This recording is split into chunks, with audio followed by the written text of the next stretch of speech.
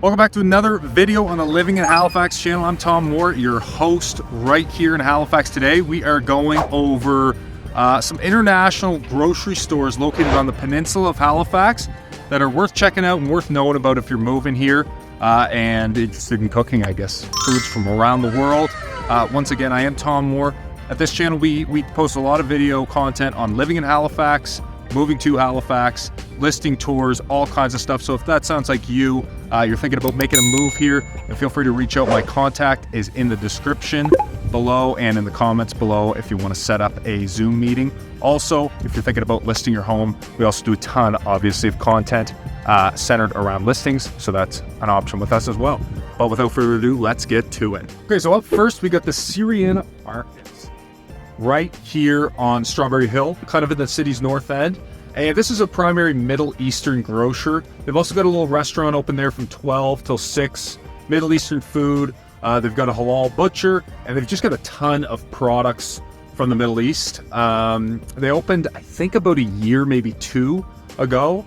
Yeah, if you're looking for that kind of food, primarily from the Middle East, lots of spices, even some dishes and cutlery and whatnot, then this is going to be the place to hit up. And again, you're really close to the Bedford Basin and the Bedford Highway, so it's quite easy to get to. You've also got the McKay Bridge, probably a 2-minute drive that way as well.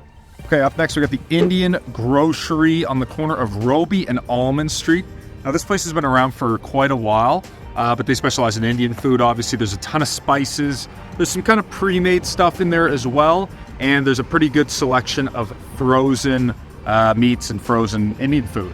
Also, kind of a cool thing, you can actually buy cricket bats here, and just down the way at the Commons, they actually have a cricket field. So there's a bit of a, I guess, scene starting up in Halifax. It's been around for a couple of years. But yeah, this is your one-stop shop for all your Indian food needs.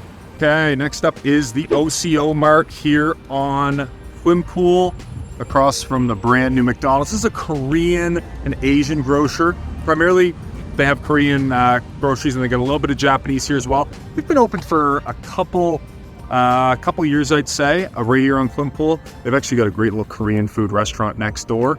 And there's a couple other kind of grocery stores around the Quimpool area. So if you're thinking about doing a little bit of, I guess, location-specific grocery shop, you can head up the OCO Mart.